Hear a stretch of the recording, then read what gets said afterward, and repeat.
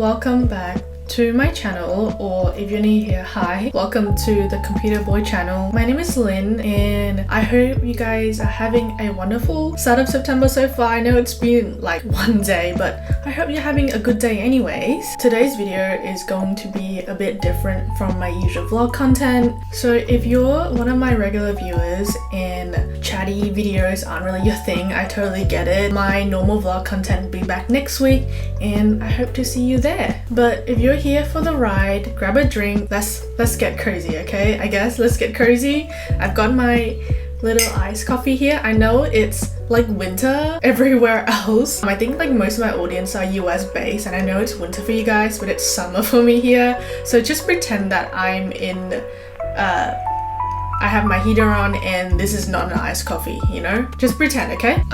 I just would like to say, first of all, that this year has gone stupidly fast for some reason, and I just feel like last week I was in Korea filming like my vlog content for my Korea diaries, but here we are, December 1st, huh? It's crazy. But anyways, I know this is the time of the year where everyone starts talking about that girl glow up, you know, the productive end of the year reset routine and sort of like new year, new me energy, which is all great, don't get me wrong. I love watching those videos, but I feel like for me personally it's just been a lot, and I feel like planning and scheduling it's just a bit like overwhelming at this time. I don't know, I guess it's just a personal thing. Sometimes it just feels like there's like this pressure to hustle your way through everything, and especially coming to the end of the year. So in this video I thought I would share with you guys some lazy girl tips to finish off the year without it being a big project. You know, we're trying to embrace slow living here. So no crazy schedule, no 50 steps plan, just small easy things to help us end the year feeling a little bit better, you know? Nothing fancy, just very manageable things. Sounds good?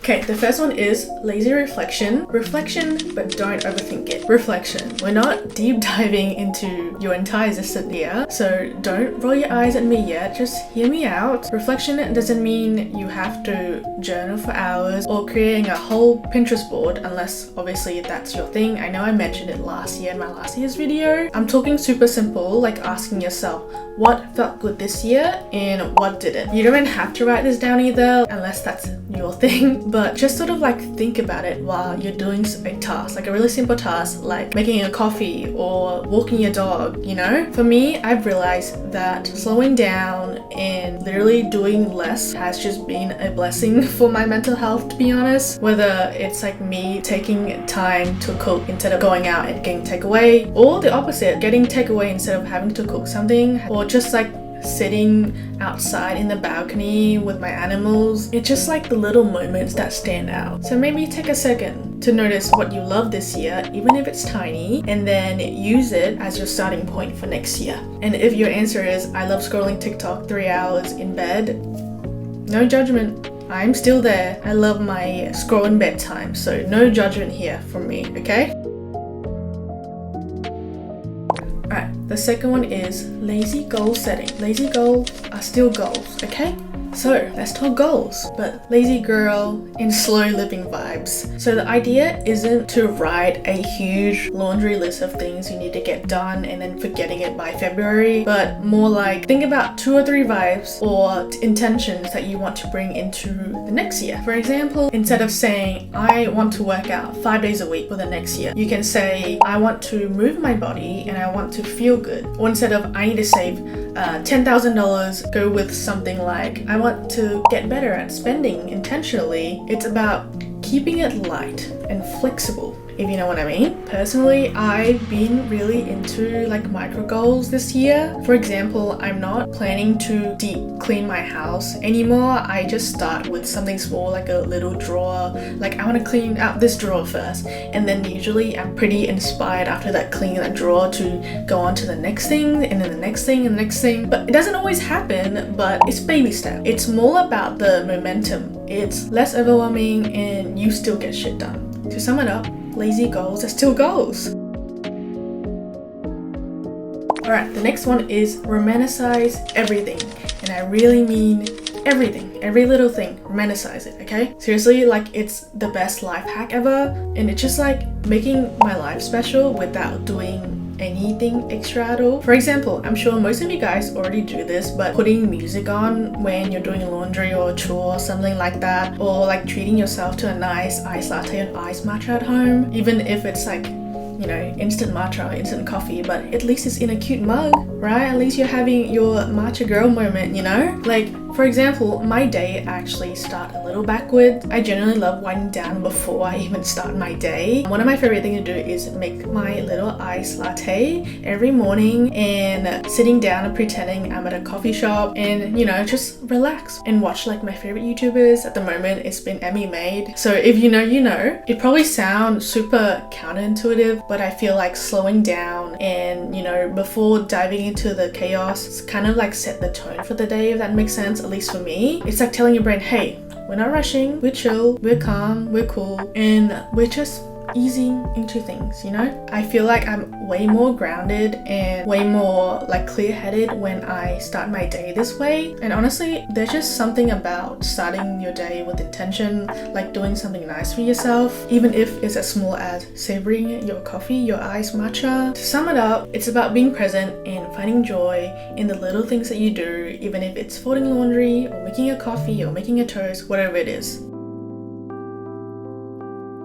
Alright, the next segment will be lazy girl productivity tips. These are my top secret, okay? These are top secret. I'm only sharing with you guys and you guys only, okay? So, my principle is that productivity doesn't have to look like grinding. Okay, keep that in mind. I'll share with you some of my favorite lazy girl hacks. I know all of it has already been lazy girl hacks, but these are what kind of work for me. I'll start with like very generic one and then finishing up with more niche things.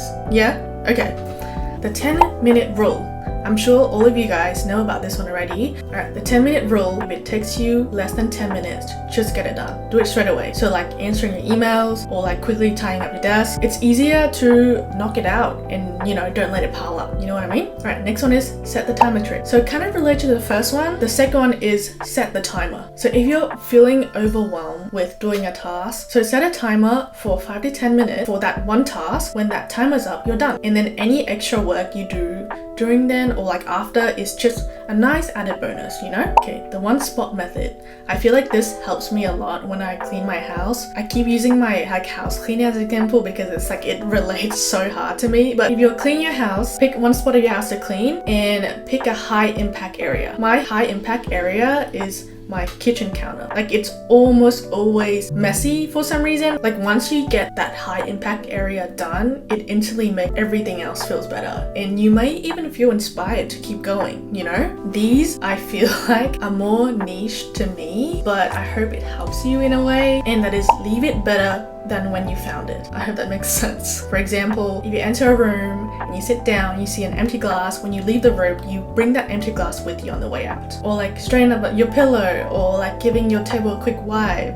I don't know, it's just like the small thing that adds up, you know? Alright, the next one is the bare minimum rule. So when you're feeling extra unmotivated, just think, what's the smallest step I can do right now, like at this moment? So you don't want to fold laundry, you just fold one piece or write one sentence to your essay, you know, one sentence and one piece of laundry, that's it. I feel like starting is half of the battle itself, so literally do the bare minimum. Okay, the next one is low-key my favorite, which is related to my coffee thing, which is reward first, work later. So I'm trying to flip the script, you know? Enjoy your little treat, give yourself a little treat before tackling your task. It kind of like tricks your brain into feeling more motivated and like more relaxed to get things done. Last but not least, embrace the good enough mentality. I feel like this is one of the biggest things I've learned when I used to work corporate. What it means is like, done is better than perfect. Whether it's folding your clothes half-assed, or it's like cooking a really quick meal instead of like making something gourmet for dinner. Sometimes good enough is more than enough, you know?